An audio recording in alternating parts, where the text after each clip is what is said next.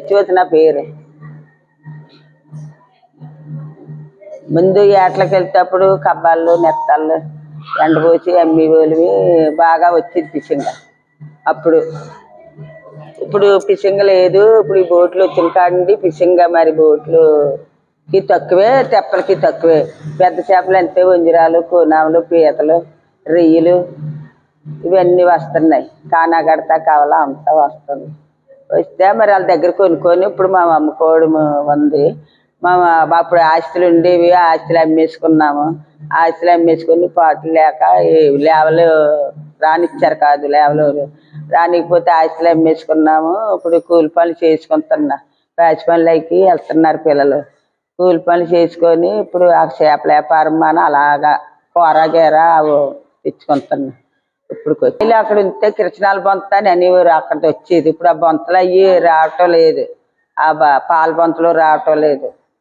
ఇప్పుడు పెద్ద సొరలు, పెద్ద టేకులు, పెద్ద సోరలు, రెక్క సోరలు, చిన్న సోరలు, పెద్ద సోరలు అన్నీ వస్తున్నాయి. పెద్ద కొమ్ము కోనాములు అవి వస్తున్నాయి. కొమ్ము కోనాములు, పలప కోనాములు ఇవన్నీ వస్తున్నాయి. భార్యాట్లకి వెళ్తే ఆ భార్యాట్లకి వెళ్ళకపోతే అవి ఉండవు. ఆ ఇల్లులన్నా తెచ్చుకుంటారు. మరి వాళ్ళ దగ్గరికి వెళ్ళి మనం కొనుక్కోవాలి. నా పేరు ధనా సార్. చేపలు తక్కువగా దొరుకుతున్నాయి అంటే ఫిషింగ్ తక్కువ ఉంటుంది సార్. బోట్లకు కూడా తెప్పలకు కూడా తక్కువగా ఉంటున్నాయి. అప్పుడంటే ఎక్కువ చేపలు వచ్చేవి. పొల్యూషన్ వల్ల ఎక్కువ చేపలు రావట్లేదు. ఎట్లకెళ్ళలు కూడా కొద్దిగా ఇబ్బంది పడుతున్నారు చాలాని.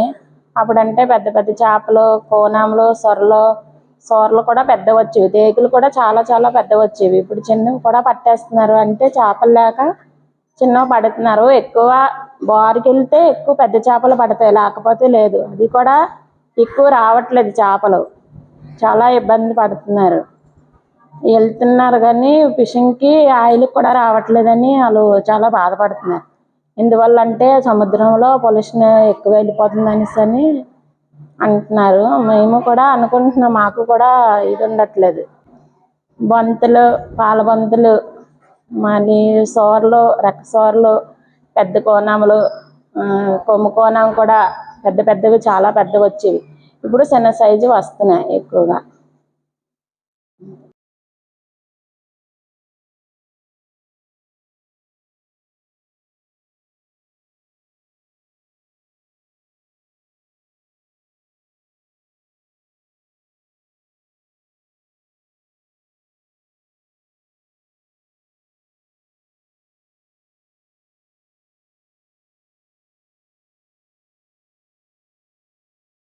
దినోత్సవం సందర్భంగా అంటే సారు మేడం వాళ్ళు చాలా వరకు చెప్పారు.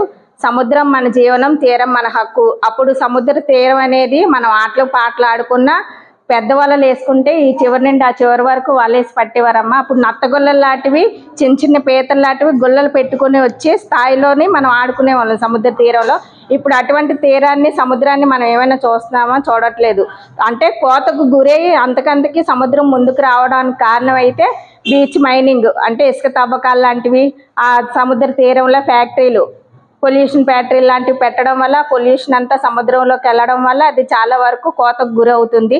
మడ అడవులు అంటే ఇప్పుడు కొబ్బరి చెట్లు వేశారు మన ఆర్కే బీచ్లో. కొబ్బరి చెట్లు ఇప్పుడు నాటారావు చెట్లు, అటువంటివి అప్పుడు పాతకాలంలో మడ అడవులు ఉండేవట. అంటే ఇప్పుడు మన సముద్రం ఆటలకి పోట్లకి ముందుకి వెనక్కి వచ్చినప్పుడు ఆ మడ అడవులు లాంటివి అడ్డుకున్నప్పుడు అక్కడ నాచులా పడితే ఒక సంపద అనేది, అంటే ఒక నత్తగుల్ల సంపద అనేది అక్కడ చేరితే దానికి తగ్గ సంపదలో ఆ నత్తగుల్లలో మనకి ముత్యాలు లాంటివని ఏవేవో తర్వాత ఏంటంటే మన ఉల్లిపాయ అవి కోస్తూ ఉంటాం రోజు. కాయగూరల మొక్కలన్నీ చెత్త అంతా ఉంటుంది కదా. ఈ అంటే వంటగదిలో వాడే వాటితో అది వాటి నీరుతోనే కదా కడుగుతాం కదా మనం కాయగూరలు. ఆ నీళ్ళు వేసినా సరిపోద్ది. మీరు అలా అంటే ప్లేస్ లేదు అనొచ్చు. ప్లేస్ లేకపోయినా సరే ఎక్కడైనా చిన్న కుండి, మనకి ఎంతో చిన్న ప్లేస్ అయినా ఉంటుంది. ఇలా చిన్న మెట్లు ఉంటాయి, మెట్ల దగ్గర లేకపోతే మేడ మీద కొంతమంది ప్లేస్ ఉంటుంది. అంటే మనసు ఉంటే మార్గం ఉంటుందని మనకి మేడం చెప్పినట్టు పూల మొక్కలైనా వేసుకోవచ్చు, పండ్ల మొక్కలైనా వేసుకోవచ్చు. పండ్ల మొక్కలు, పూల మొక్కలు, కాయగూరలు, ఇంకెక్కడికి వెళ్ళక్కర్లేదు.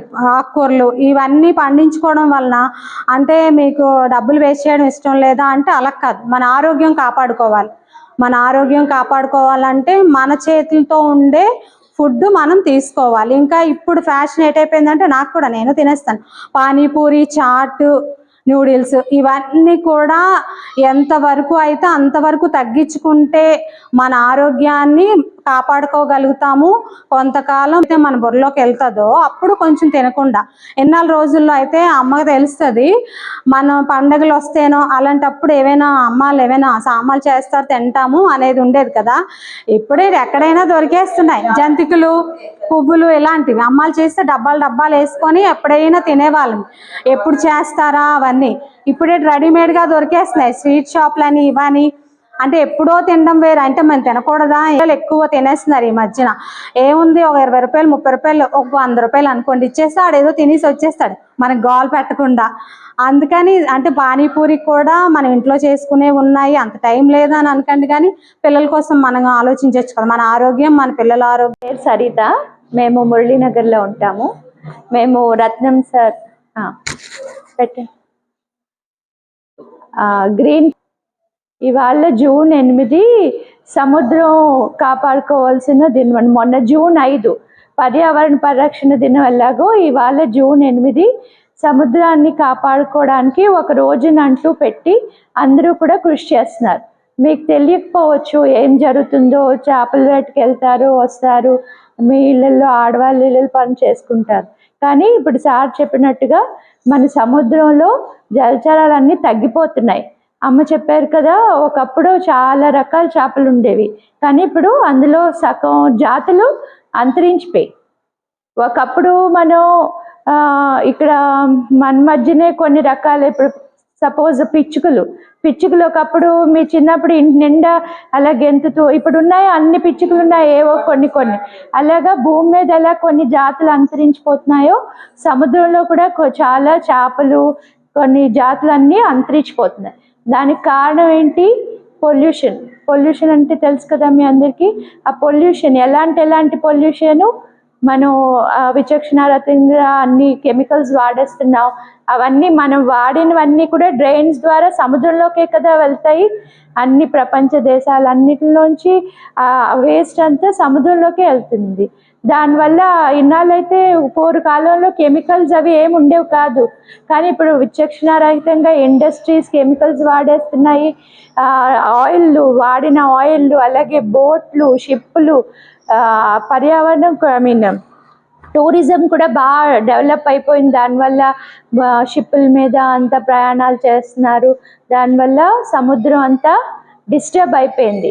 మన ఇంట్లో మనం నలుగురు ఉంటే మన కుటుంబం, ఎవరో బయట వాళ్ళు వచ్చి హడావిడి చేసేస్తే మనకు బాగుంటుందా? బాగోదు. కానీ ఇప్పుడు మనం చేస్తున్నది అదే. సముద్రంలో చక్కగా జీవులన్నీ వాటి మట్టిగా